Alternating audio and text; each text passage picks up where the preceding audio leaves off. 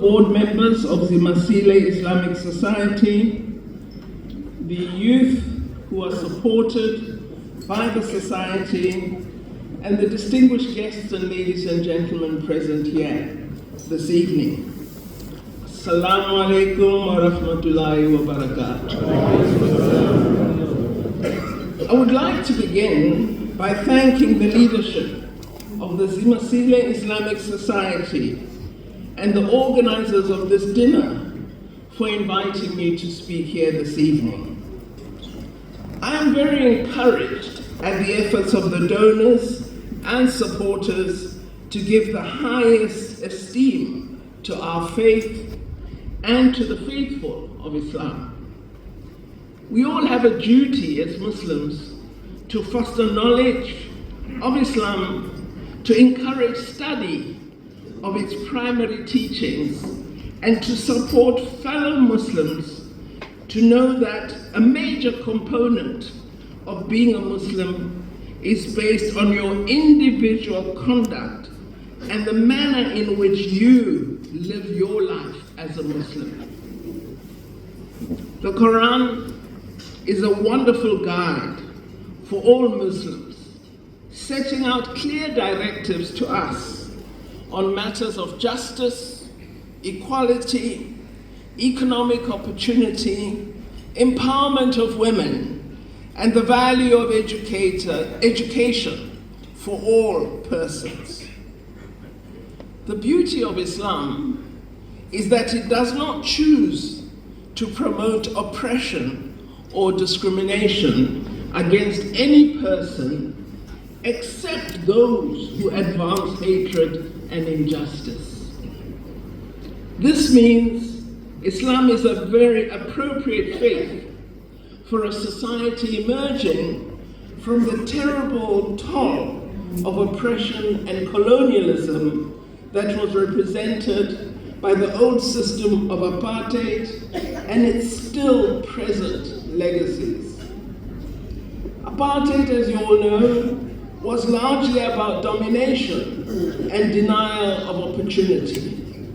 It affected each of our communities in terrible ways.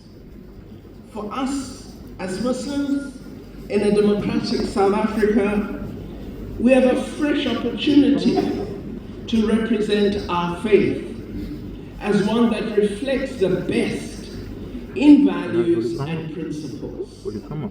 This is why the ZIMASILE Islamic Society's role in the education of young Muslims and young people in LANGA and other communities is so important.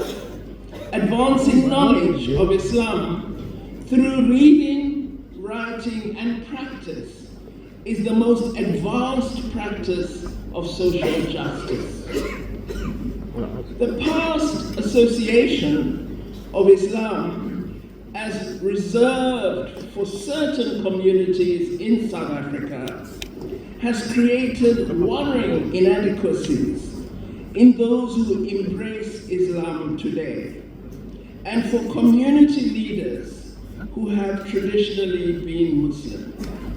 So our history presents challenges to us in the expansion and practice of our faith. One difference that we have to attend to is infrastructure for religious practice. Muslim visitors who come to South Africa often marvel to me about the beauty and abundance of mosques in our cities and some of our townships. I was told recently by Imam Mujahid, the president of Justice for All in America, that the mosque in Soweto, Johannesburg, was built with funding from Muhammad Ali, the famous American world heavyweight boxing champion who embraced Islam when he was a young man. Imam Mujahid told me of Muhammad Ali's commitment through very active zakah and the manner in which he promoted dawah by teaching everybody he came close to about Islam. He told me he used to carry a bag, and in it were the basic teachings of Islam. And he would ask, brother, what faith do you practice? Sister, what faith do you practice? Do you know about Islam? And he'd give them something to read. This is the story I was told in the US recently by Imam Mujahid. Sadly, for those who embrace Islam today, the infrastructure is inadequate and not supportive of our new communities. Muslims in Kailicha have been hoping to construct a mosque and madrasa for many years, but have not secured sufficient support.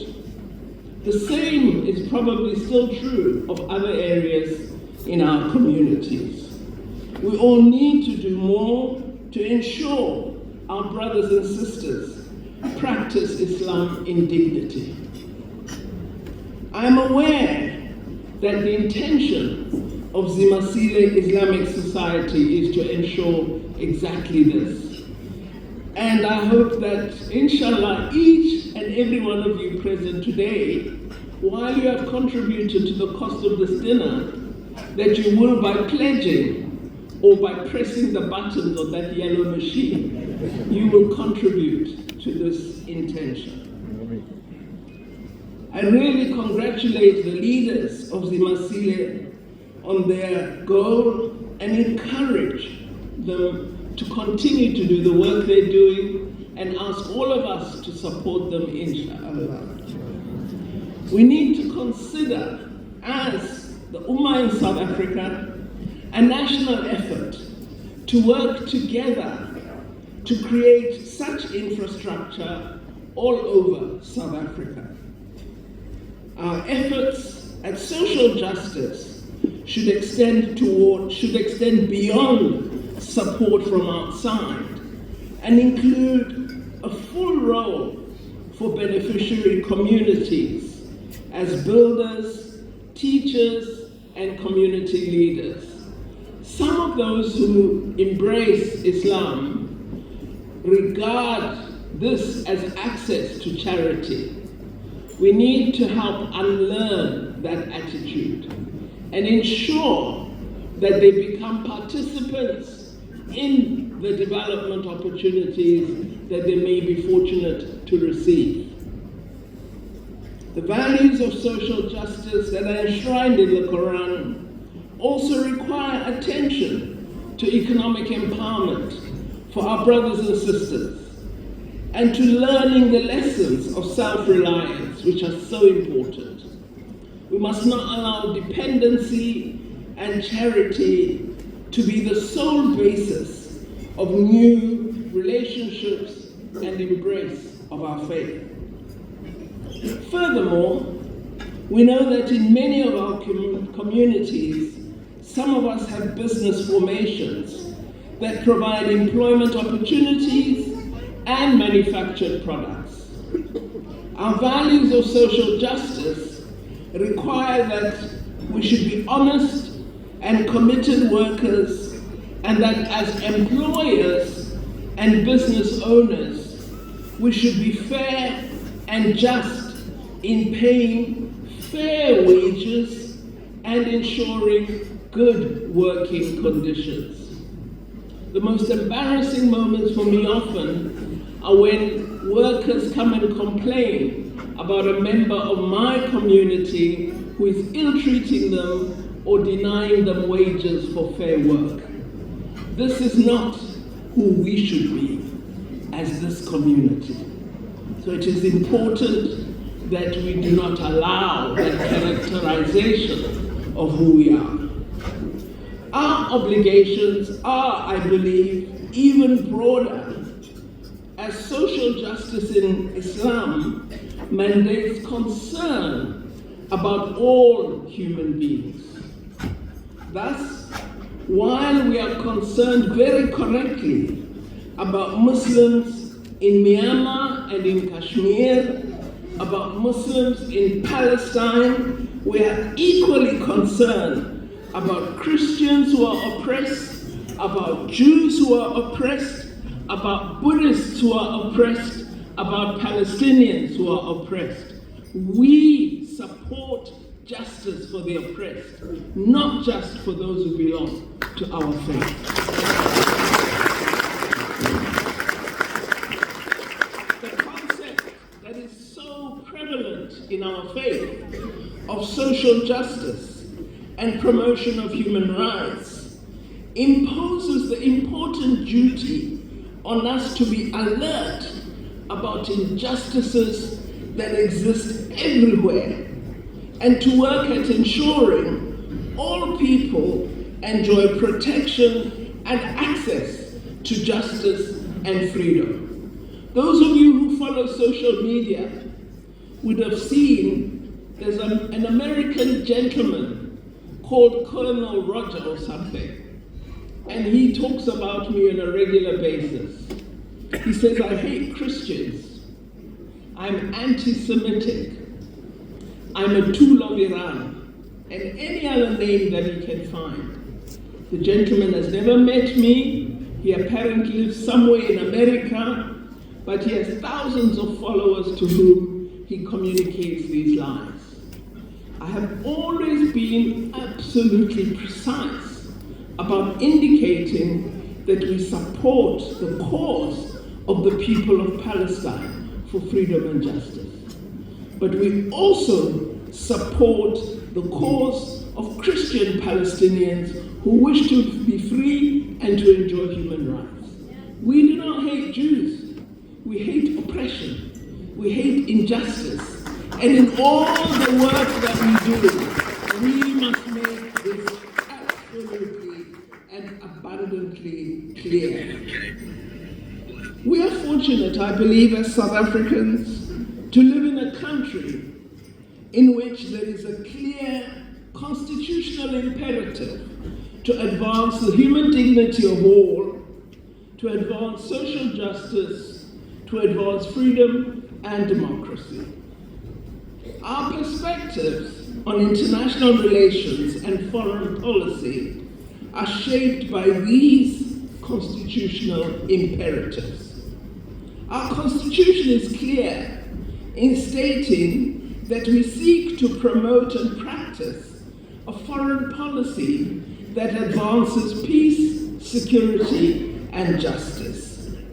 We have committed as South Africans to be active in opposing all forms of continuing colonial oppression. This is the key reason for South Africa's decision to take the apartheid state of Israel to the International Court of Justice. Before I speak on the case that our government, not Naledi, our government submitted, I wish to clearly indicate the reasons for referring to Israel as an apartheid state. Those of you who follow the news will have read that a few weeks ago, some of our members of parliament from a few opposition parties were funded by a Zionist organization to visit Israel. The MPs returned very jubilant and loudly proclaimed they had not found any apartheid in Israel.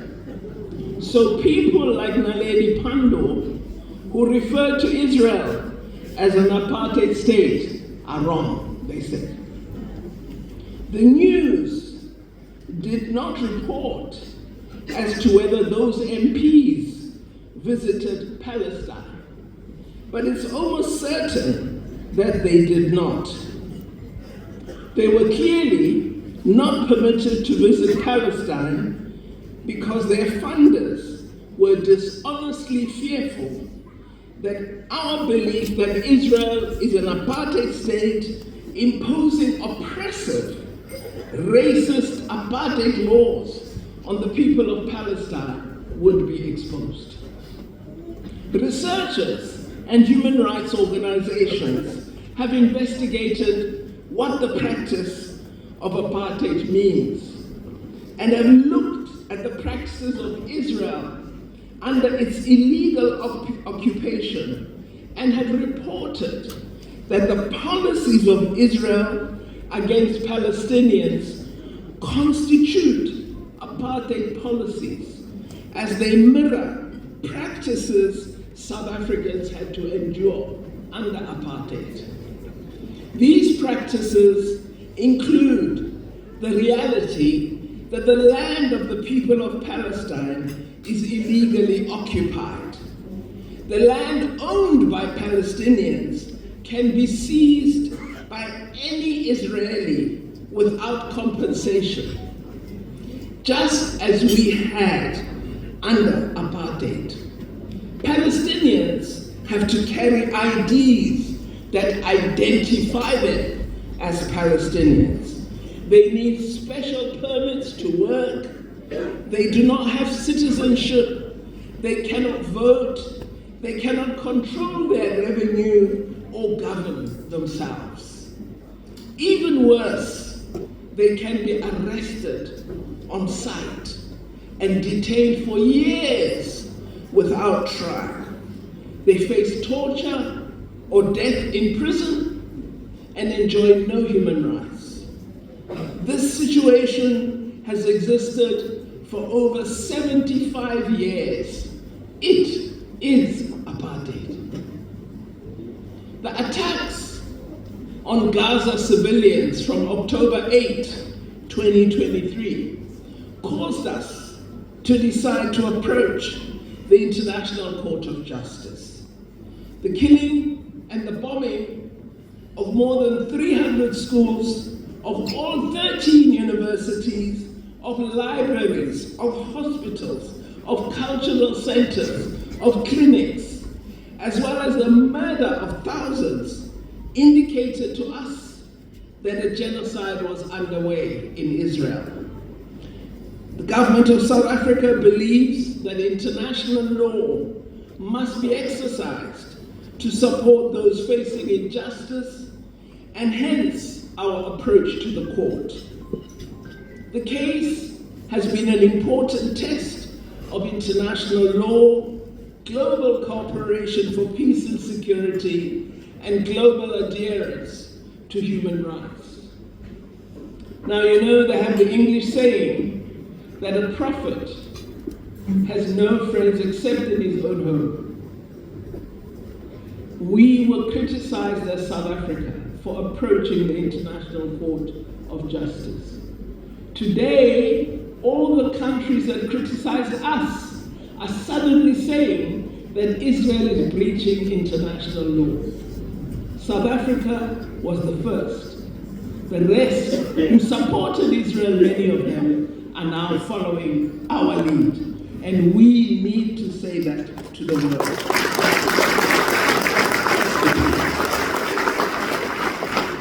Belief in social justice encouraged South Africa to be the first country to stand up and challenge the murderous onslaught in Gaza.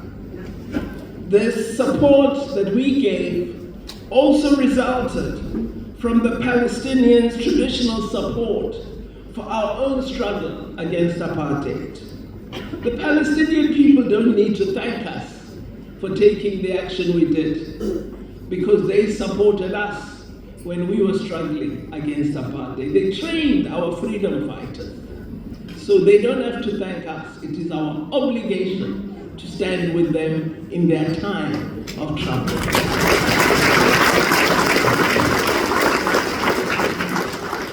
Many, many decades ago, social justice and our belief in it drew our freedom fighters into an unbroken international solidarity with the freedom fighters of Palestine.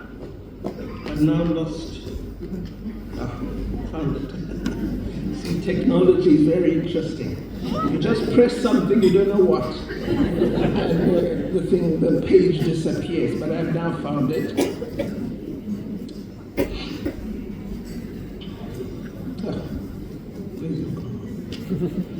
All right. So I was talking about our freedom fighters, their partnership with the Palestinian freedom fighters, and our own leaders in the liberation movement who developed this very important concept called international solidarity. When anyone asks you, why is South Africa so concerned about Palestine, tell them it is a very important concept that leaders such as Oliver Tambo, Ahmed Kathrada, and Amina Kachalia, and our leaders placed on the podium of the United Nations. It is called international solidarity. It means when I'm denied my rights as a human being, you as a fellow human being have a responsibility to join with me in the fight against oppression. We as South Africans went to the world and said that about apartheid. So today, we cannot turn our back on the Palestinian people and all others who supported us. The fact that we enjoyed that solidarity means we have an obligation to give back to others, supporting them to fight injustice. We belong to a wonderful country, and social justice and our belief in it, as well as our belief in the values elaborated in the Quran, means that we should live in terms of these values, and we should be ready to protect them when they are threatened. I said recently in America that we as Muslims, we are a peace-loving people, but we are permitted to engage in jihad when necessary. We must remember this. We need to ensure that the young people being nurtured by the ZIMASILE Islamic Society and all young Muslims embrace these values and become true activists in the protection of all who need protection support. In our faith, we believe that faith without activism, faith without value, faith without commitment means nothing. So it is vital that we always affirm the fact that while we would want all our children, inshallah, to be hafiz and schooled fully in the Quran, if that learning does not translate into the embrace of social justice, we have failed in our teaching.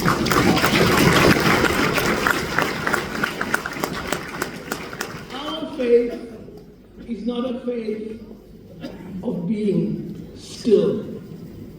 Our faith is one in which, as an individual, as a family, as a community, we become affected to act.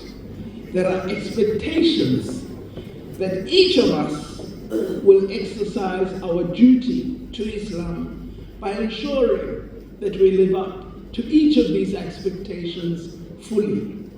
So as Mr. Nazir Parker has said to me, I should say to you in conclusion that social justice is the responsibility of each and every Muslim.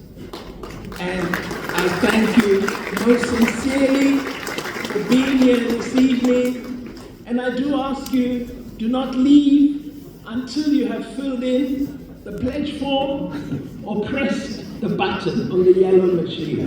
Jazakallah khair. Assalamu alaikum wa rahmatullahi wa barakatuh.